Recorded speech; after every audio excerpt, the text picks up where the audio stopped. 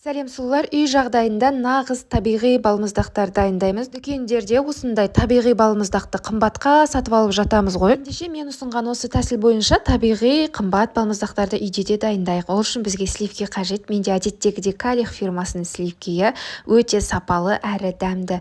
Ең бірінші 300 грамын бөлек ыдысқа, 200 грамын екінші бөлек ыдысқа өлшеп аламыз. 200 грамм өлшеп алған сливкимізді жылытамыз. Ішіне шоколад, қант, какао салып жақсылап араластырамыз. Жылып тұрған сливкиден біздің шоколадымыз ериді.